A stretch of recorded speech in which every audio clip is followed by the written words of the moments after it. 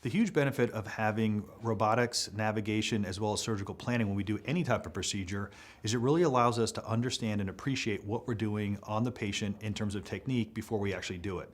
And so we can look at this, we can pre-game it, we can have a better understanding of what the surgery actually is, but it also allows us to do things like plan our screws, avoid facets, and do various things that we're not able to do even with strict navigation.